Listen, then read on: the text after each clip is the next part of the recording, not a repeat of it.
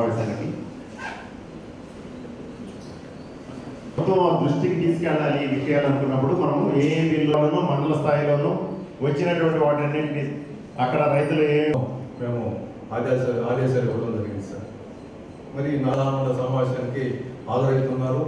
So ఇది తప్పకుండా గత 16వ తేదీ 245 ఏకర్స్ బ్రోక్ అంటే 84% ఉంది. ఇంకా కూడా మన సీజన్ సెప్టెంబర్ 15 వరకు, ఇది సెప్టెంబర్ ఎండింగ్ వరకు ఎక్కువే మనం క్రాప్ రీసెర్చ్ నమోదవుతుందని అనుకుంటున్నాం సార్. ఇప్పుడు వరకు సాధారణంగా మన ప్రాంతం అంతా కూడాను భూమి దగ్గర కూడా ఒప్పుకొని చెప్పారు సార్ మాకు.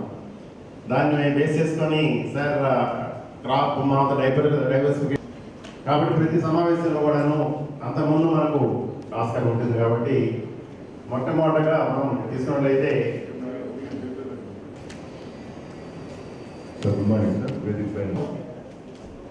వరి వచ్చేదానికి చాలా ఆస్కారం ఉంది సార్. ఎందుకంటే రెమ్యూనేటివ్ ప్రైస్ ఉంది. యాక్చువల్గా గత సంవత్సరం తీసుకున్నట్లయితే 6,000 ఎకరాలు మాత్రమే పడింది సార్. మీరు చూసుకున్నట్లయితే ఈసారి మనం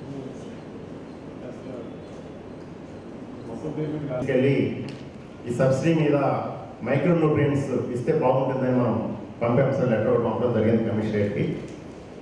సో త్వరలో మనం ఒక పాలసీ మ్యాటర్ కాబట్టి మన ప్రభుత్వం దాన్ని అమలు తీసుకొచ్చిన తర్వాత ఈ సిసిఆర్సి కార్డ్స్ తీసుకోవాలనుకున్నప్పుడు డీ కృషి యాప్లో ఒక ప్రొవిజన్ పెడితే బాగుంటుంది. ఈ సిసిఆర్సి కార్డ్స్ ఇచ్చినట్లయితే మనకు ఈ సీడ్ డిస్ట్రిబ్యూషన్లో సబ్సిడీ వచ్చేదానికి మనం కౌలుదారులకు ఆస్కారం ఉంటుంది. దాన్ని చేయమని చెప్పడం జరిగింది.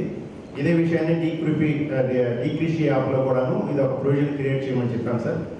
అది తయారవుతుంది సార్. అది త్వరలో కూడా ఏఐపీ మీటింగ్స్లో అక్కడ కొన్ని క్వశ్చన్స్ మన వాళ్ళు అక్కడ వాకింగ్ బ్లాక్ ప్రాసెస్ కూడా రైట్ చేయడం ఇది ఫైనల్ స్టేజ్లో ఉంది సార్. ఆల్రెడీ మనం మీటింగ్ జరిగినట్టుగా అందులో సోమవారం నుంచి దీన్ని ఖరీఫ్కి సంబంధించి ఈ క్రాప్ బుకింగ్ అనేది చేయడం జరుగుతుంది. అదేవిధంగా training farmers and millets cultivation already మనకు మిల్లెట్ కల్టివేషన్ ఎవరైనా ముందుకు వచ్చినట్లయితే విధంగా చేస్తే మన ఆల్రెడీ దానికి సంబంధించి మన సైంటిస్టుల ద్వారా వాళ్ళందరూ కూడాను ప్యాకేజ్ ఆఫ్ ప్రాక్టీసెస్ ఏం చేయలేదు కూడాను వాళ్ళందరూ కూడా ఇవ్వడం జరుగుతుంది. అదేవిధంగా LPG 752 black gram seed requirement for Utkur RTK and minimum already ముందు మనం చెప్పినట్టుగా ఆ యాక్షన్ ఆల్రెడీ తీసుకున్నాము. సీడ్ కూడా పెట్టడం జరిగింది అక్కడ. అదేవిధంగా కాటన్ సీడ్ ఇన్ కొండాపురం మండలం అన్నారు. Positioning of cotton seed in Kondapuram మండలం. ఇక్కడ మనం కొండాపురం మండలంలో పెట్టచ్చు.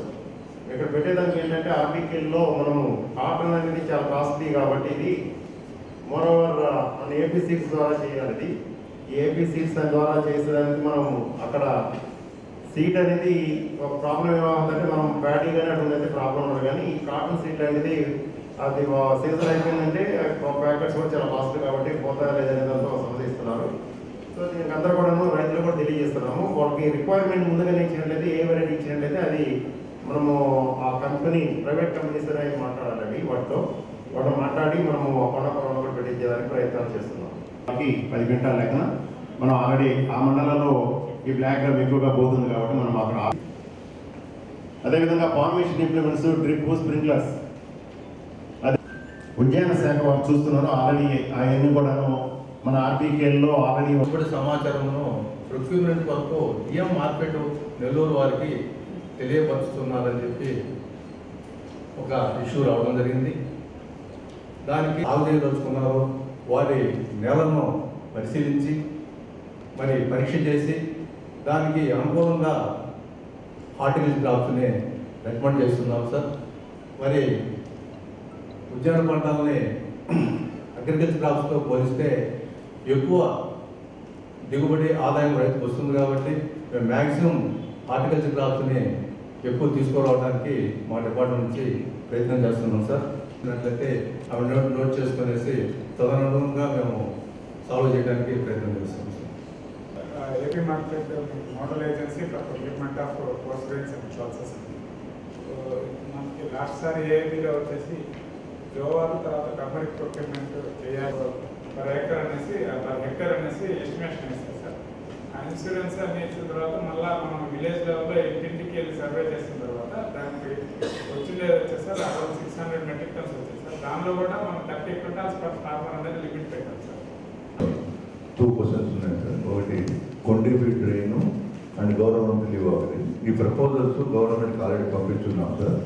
అవి అపోజిషన్ సంబంధించి ఇన్ని సంవత్సరాలు మనకి 2 బ్యారేజెస్ లేకపోవడం వల్ల ఇక్కడ మన నెల్లూరు పెన్నా బ్యారేజ్ కానీ సంగం బ్యారేజ్ కానీ మనకి వాటర్ రిలేషన్ చాలా కాంప్లికేటెడ్గా ఉండేది. డెల్టా కానీ కొన్ని అప్లాంట్ ఏరియాస్ కానీ వీటన్నిటికీ ఈ 2 బ్యారేజెస్ రావడం వల్ల main delta Kavali and Kanugolu Sarvepalli వీటిల్లో ఆల్మోస్ట్ 100% మనకి ఇబ్బంది లేకుండా వాటర్ రెగ్యులేషన్ చేయగలిగితే ఇంకా 3 monthsలో మనకి గౌరవ సీఎం గారు కూడా ఇది ఇనాగ్రేషన్ చేస్తారని మనకి తెలుస్తుంది సార్. దీని ప్రకారం మనకి ఎటువంటి ఇబ్బంది లేకుండా ఈ 2 బ్యారేజెస్ అయిపోతే వాటర్ రెగ్యులేషన్ చాలా ఈజీగా అవుతుంది. మనకి assured water supply both for irrigation and drinking water ఉంటుందని ఈ సభాముఖంగా తెలియజేస్తున్నాం సార్. ఏదైనా డౌట్స్ ఉంటే అడిగితే క్లారిఫై చేస్తాను.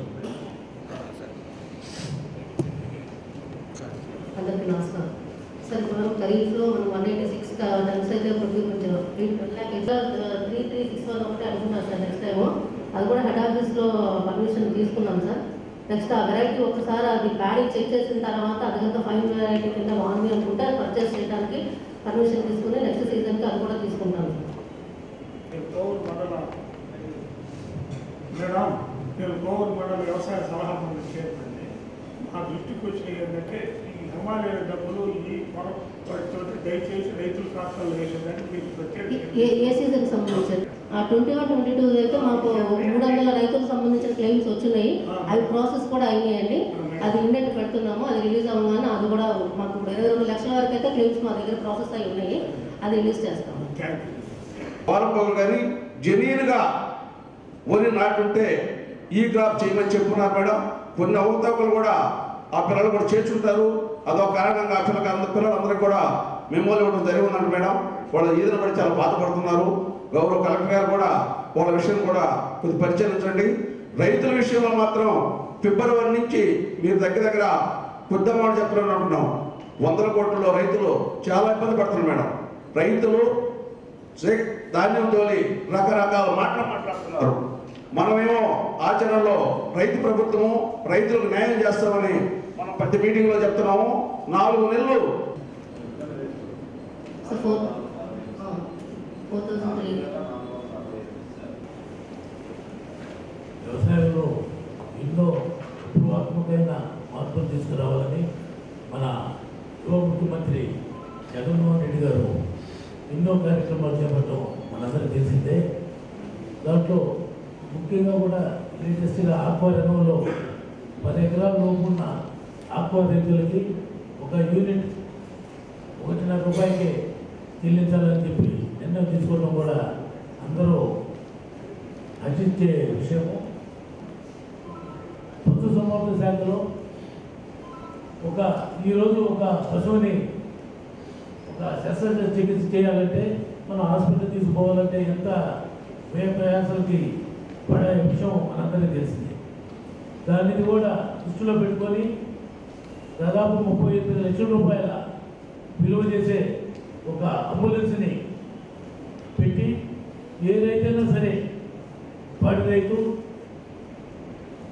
ఆ పాడి పశువుకి ఏదైనా అవసరమైన పరిస్థితి ఉంటే తీసుకోపోవాలనే పరిస్థితి ఉంటే ఒక టోల్ ఫ్రీ నెంబర్ ఇచ్చి 962 అనే నంబర్ ఒకటి ఇచ్చి ఆ నెంబర్కి ఫోన్ చేస్తే తక్షణమే ఆ అంబులెన్స్ మన ఇంటి దగ్గరకు వచ్చి ఆ పశువుని తీసుకుపోయి అవసరమైతే మామూలు చికిత్స చేయటం, తప్పని పరిస్థితి అయితే శస్త్రచికిత్స చేయటం కూడా ఇటువంటి ఏర్పాటు ఎక్కడ లేదు. గతంలో కూడా మనం ఎప్పుడు కూడా చూడలేదు.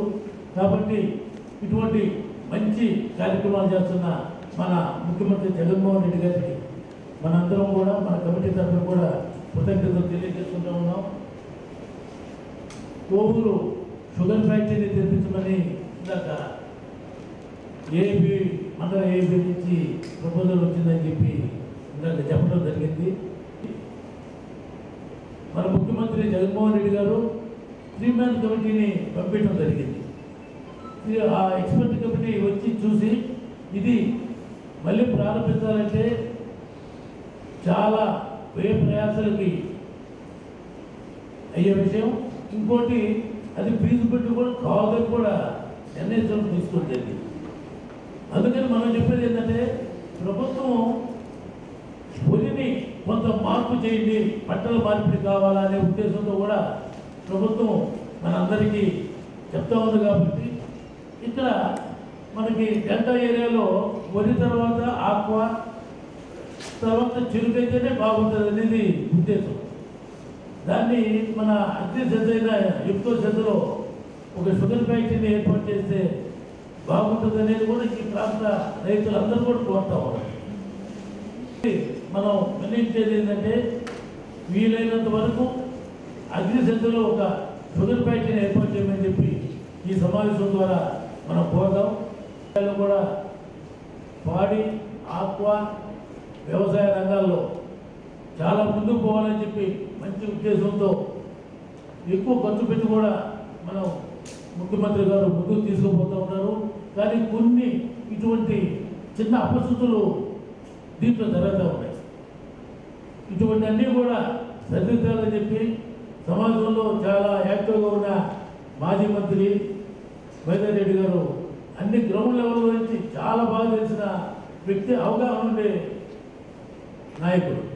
ఇటువంటి వాళ్ళన్నా ముఖ్యమంత్రి గారి దృష్టికి తీసుకుపోవాలని చెప్పి నేను విన్నవించుకుంటూ ఇటువంటి కార్యక్రమాల్లో ప్రతి దాంట్లో కూడా ముందు ఉంటాడన్న. ఏదున్నా కూడా సమస్యలు వెంటనే డైరెక్ట్గా చెప్పేయటం, దానికి ఆన్సర్ తీసుకోవడం చాలా మంచి కార్యక్రమం. ఈ సమావేశంలో కూడా ఇవన్నీ కూడా తీర్మానాలు చేసి ప్రభుత్వం దృష్టికి తెలియజేయాలని చెప్పి నేను కోరుకుంటూ పెద్దలందరూ కూడా ధన్యవాదాలు తెలియజేసుకుంటూ సెలవు తీసుకుంటాం. పంట మార్పిడి విధానంతో మనం భూముల్లో ఉండే సారాన్ని సంపూర్ణంగా ఒకే పంట వేయడం ద్వారా నిస్సారమైన భూములుగా మార్చకుండా చేయాలి అనేది ఎప్పటి నుంచో వింటున్నాను. నేను 33 సంవత్సరాల నుంచి ఉన్నాను ఈ రాజకీయాల్లో. నేను చాలామంది అధికారులతోటి నాకు సన్నిహిత సంబంధాలు కూడా ఉన్నాయి. అయితే జిల్లా ఒకటే మారింది. అయినా అధికారులందరూ కూడా ఒకే రకమైన భావంతో జిల్లా ఏదైనా పనిచేసేవారు కాబట్టి ఆ ప్రాంతంలో వివిధ ప్రాంతాల్లో పనిచేస్తే ఆ ప్రాంతంలో ఉండే భూముల యొక్క ఆ భూముల్లో ఉండే పోషక విలువల గురించి సంపూర్ణమైన అవగాహన మనకన్నా మెండుగా వారికి ఉంటుంది. కాబట్టి ఈ నిస్సారమైన భూముల్ని గుర్తించే విధానం ఏమిటి, ఈ గుర్తించిన భూముల్ని ఆ రైతుకి ఏ రకంగా తిరిగి దాన్ని సారవంతం చేసుకోవాలి అనే అంశాల మీద మీరు రైతులకి ఒక అక్కడక్కడ గ్రూప్ సమావేశాలు ఏర్పాటు చేస్తే మండల స్థాయిలో కానీ లేకపోతే ఆర్బీకే స్థాయిలో కానీ ఏర్పాటు చేస్తే రైతు ఆ పంట మార్పిడి విధానం వల్ల కలిగే లాభాలని, దానివల్ల ఉపయోగాలని, తద్వారా తాను నమ్ముకున్న భూమి ఎక్కడా నిస్సారంగా మారకుండా ఉండేదానికి చూస్తాడనేది అది ఒక చిన్న ఆలోచన మీతో పంచుకుంటున్నాను.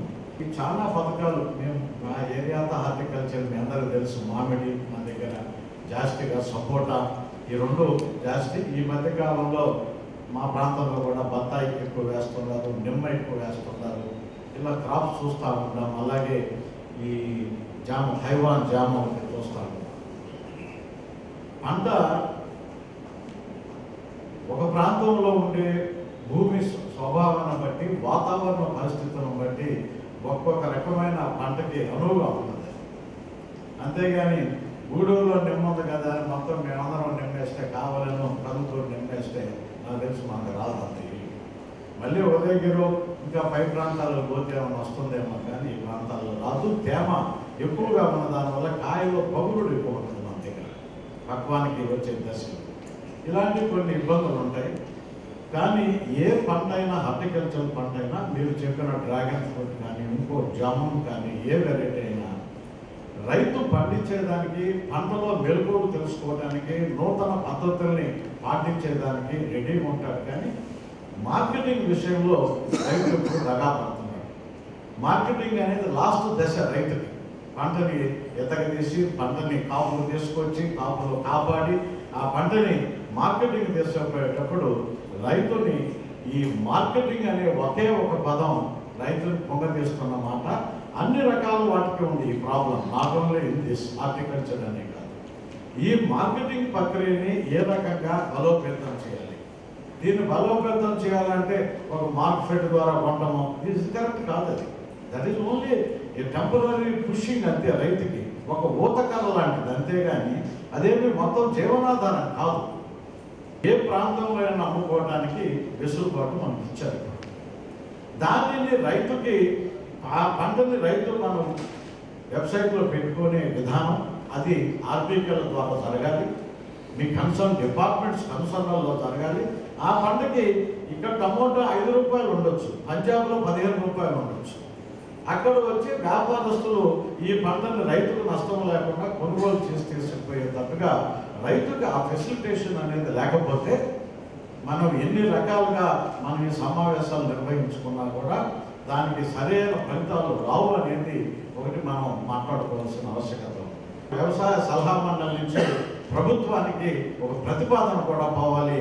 ఉన్న వనరుని, ఉన్న నీటి వనరులు, ఉన్న చెరువుల్ని రైతులకి ఎవరికైతే హక్కుదారులుగా ఆ చెరువు కింద నమోదు కాబడినారో, ఎవరి దగ్గర అయితే నీటి పన్నులు గతంలో భూమి శిస్తుల పేరు మీద మనం వసూలు చేస్తున్నామో ఈరోజు ఆ రైతులు చాలా ఇబ్బంది పడుతున్నారు. నీళ్లు చాలక అనే విషయాన్ని, ఈ నీటి మీద యుద్ధాలు చేసుకుంటున్న విషయం కూడా ఈ సందర్భంగా మనం గుర్తుంచుకోవాలని కూడా, దీని మీద కూడా ఒక నిర్దిష్టమైన అభిప్రాయాన్ని మనం ఇక్కడ మాట్లాడుకోవాలి. వచ్చేవారు ఒక మార్కెటింగ్ మీద దృష్టి పెట్టండి. ఇప్పుడు కావాల్సింది రైతుకు మార్కెట్ కావాలి. అది వడ్లు అనండి, అది ఇంకేమైనా అపరాలు అనండి, లేకపోతే ఫ్రూట్స్ అనండి, ఏదైనా అనండి, వాళ్ళకి కావాల్సింది మాత్రం అదే.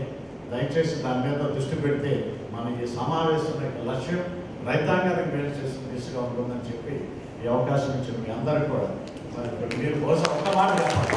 చక్కని వాతావరణంలో మనందరం కూడా వ్యవసాయ అనుబంధ రంగాల పట్ల ఒక మంచి చర్చను చేపట్టడం జరిగింది. వివిధ శాఖల నుంచి మీరు చేస్తున్న కార్యక్రమాల గురించి, అలాగే చేయబోతున్న కార్యాచరణ ప్రణాళిక గురించి తెలియజేశారు.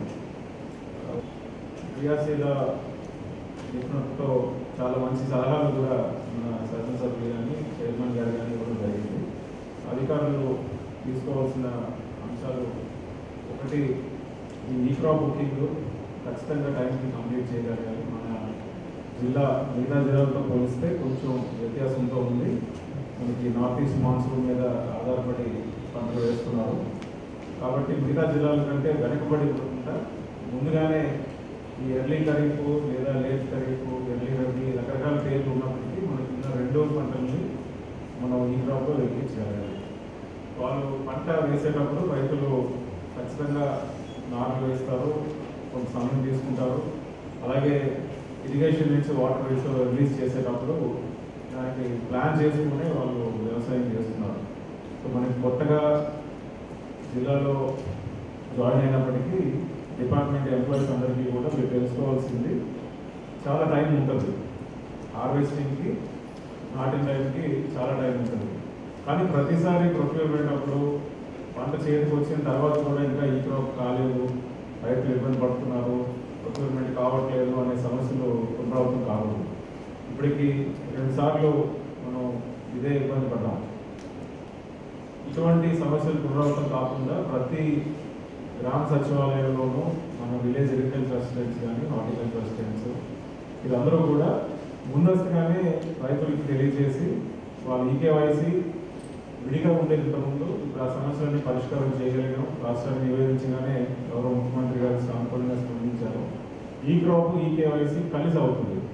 ఒకేసారి జరిగిపోతే 2 సార్లు చేయాల్సిన పని లేకుండా, రైతులను ఇబ్బంది పెట్టకుండా టైంకి దీన్ని కంప్లీట్ చేయించండి. లోకల్ కండిషన్స్ ప్రకారం ఏం చేయాలి, రైతులకు ఎలా అయితే ఉపయోగపడుతుంది అనేది సలహా మండలి ద్వారా కూడా సూచనలు వస్తున్నాయి. మండలాల్లో చెప్తున్నారు, గ్రామాల్లో చెప్తున్నారు, ఆర్బీకే స్థాయి నుంచి కూడా మనకి సూచనలు వస్తున్నాయి. వాటి మీద మీరు యాక్షన్ తీసుకుంటున్నాం, రిపోర్ట్ ఇస్తున్నారు, కానీ అది పూర్తి స్థాయిలో జరగట్లేదు అనేది కూడా కనబడుతుంది. మనకి మెడికల్ డిపార్ట్మెంట్లో ఎలా అయితే వర్క్ ప్లానింగ్ జరుగుతుందో, అగ్రికల్చర్ అండ్ అలైడ్ యాక్టివిటీస్లో కూడా ప్రొక్యూర్మెంట్ ప్లానింగ్ అలా జరగాలి. జెస్టేషన్ పీరియడ్ అక్కడ 9 months, ఇక్కడ 3 months నుంచి 6 months depending on the crop. So ఈ 3-4 months ప్లానింగ్ లేకుండా లాస్ట్ మినిట్లో వచ్చి ఇంత పంట పండింది, ఇంత వస్తుంది, ఇన్ని ఎకరాల్లో వేసారని అనుకుంటున్నాము, ఇంత దిగుబడి వచ్చింది అనుకుంటున్నాము, మాకు ఇంత టార్గెట్ కావాలి. ఏ సీజన్లోనూ నిర్దిష్టమైన డేటా రావట్లేదు. Irrigation department gives a different data, agriculture department gives a different data, Civil Supplies Department will give a different data. When there are 3 different sets of data on which we have to decide, decision is going to fail. If all the activities చేస్తాము, రైతులకి కొత్త varieties ఏమైనా introduce చేయాలంటే ఎలా చేస్తారనేది ఒక plan ప్రకారం చేయండి. మన అమిలగా చెప్పినట్టు వాటన్నిటికీ మంచి డిమాండ్ ఉంది. ఇప్పుడు పెద్ద పెద్ద సిటీస్లో న్యాచురల్ ఫార్మింగ్ కానివ్వండి, ఈ ఓల్డ్ వెరైటీస్ కానివ్వండి, వాటి వైపు మళ్ళీ వెళ్తున్నారు. అది లోకల్గా కూడా కన్జంప్షన్ దాన్ని ఎంకరేజ్ చేస్తూ వాటికి మార్కెటింగ్ సపోర్ట్ ఇవ్వగలిగేలాగా చేయాలి. అలాగే ఈనామా అనేది వచ్చింది, సెంట్రల్ గవర్నమెంట్ నుంచి కూడా మానిటర్ చేస్తున్నారు. అన్ని వెరైటీస్కి ఎలా అయితే మీరు ఎఫ్పిఓ చేస్తున్నారో అలాగే ఈనామ్ సపోర్ట్ కూడా పెట్టాలి. సేమ్ కమోడిటీ ఈ సర్వే మీద కూడా కొంత అవగాహన కల్పించండి రైతులందరిలో. ఇప్పుడు చాలా గ్రామాల్లో జరుగుతుంది, రైతులు తెలియట్లేదు, సర్వే డిపార్ట్మెంట్ ఏదో చేస్తుంది, రెవెన్యూ డిపార్ట్మెంట్ ఏదో చేస్తుంది, మీరు సరిగ్గా చేయకపోతే మళ్ళా భూ సమస్యలు పెరిగిపోతాయి. పూర్తిగా ఆ సమస్యలు పరిష్కారం చేయడానికి రీసర్వే కార్యక్రమం.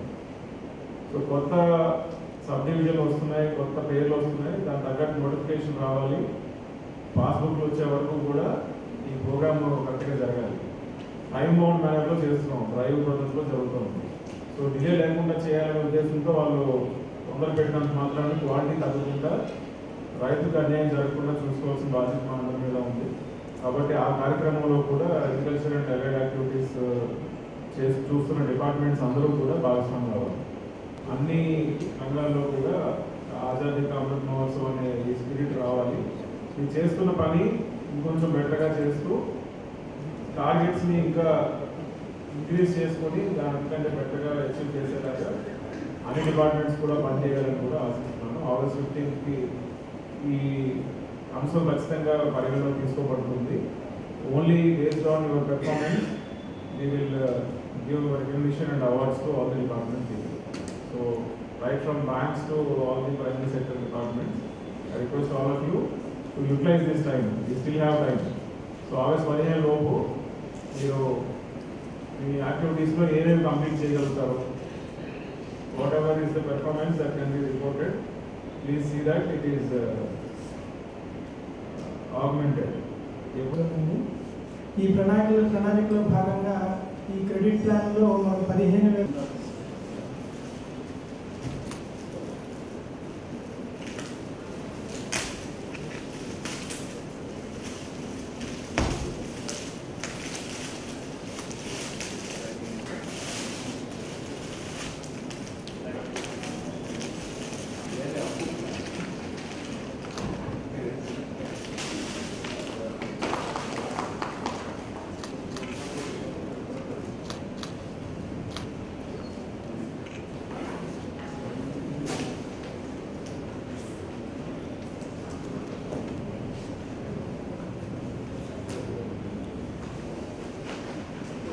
ఇలా వ్యవసాయ సలహా మండలి సమావేశం నిర్వహించడం జరిగింది. జిల్లా స్థాయిలో ఈ సమావేశానికి గౌరవ చైర్మన్ గారు, సభ్యులు, అలాగే కందుకూరు శాసన సభ్యులు పాల్గొనడం జరిగింది. అగ్రికల్చర్ మరియు అలైడ్ డిపార్ట్మెంట్స్ యొక్క అధికారులందరూ కూడా ఇదివరకు తీసుకున్న నిర్ణయాల పట్ల వారి యాక్షన్ టేకన్ రిపోర్ట్స్తో ఈ మీటింగ్ని నిర్వహించాము. అలాగే ముఖ్యమైన అంశాల మీద తీర్మానాలు కూడా చేయడం జరిగింది. ముఖ్యంగా ఖరీఫ్ సీజన్కి సంబంధించి ఇప్పటికే నీటిపారుదల శాఖ నుంచి ఆయకట్ అంతటికీ కూడా సాగునీరు అందించడం వల్ల పెద్ద ఎత్తున రైతాంగం నార్లు పోయడం జరుగుతోంది. గడిచిన సీజన్ కంటే కూడా ఎట్టి పరిస్థితుల్లో క్రాప్ ఎక్స్టెంట్ తగ్గకుండా ఈసారి కూడా పంటలు వేయడం జరుగుతుందనేది అన్ని డిపార్ట్మెంట్స్ రిపోర్ట్ చేస్తూ ఉన్నాయి. ఇది ఒక సంతోషకరమైన విషయం. దాదాపు 82,000 ఎకరాల్లో ప్యాడీ మరియు 1,20,000 ఎకరాలు గరిష్టంగా ఈ సీజన్లో మొత్తం అన్ని పంటలు కలిపి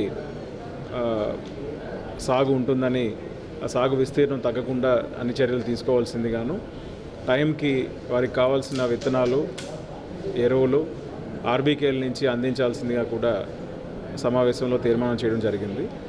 అలాగే ఈ సంవత్సరం అగ్రికల్చర్ అండ్ అలైడ్ యాక్టివిటీస్కి 75%కి తగ్గకుండా అన్ని బ్యాంక్స్ కూడా వారి క్రెడిట్ ప్లాన్ తయారు చేసుకోవాలని ఈ యాన్యువల్ క్రెడిట్ ప్లాన్ కూడా ఈ సందర్భంగా ఆవిష్కరించాము. జిల్లా మొత్తం మీద మనకి 15,490 కోట్ల రూపాయలతో యాన్యువల్ క్రెడిట్ ప్లాన్ రూపొందించడం జరిగింది. దీన్ని త్వరితగతిన సాధించాల్సిందిగా అన్ని బ్యాంక్స్కి కూడా లక్ష్యాలను నిర్దేశిస్తూ తీర్మానం చేయడం జరిగింది.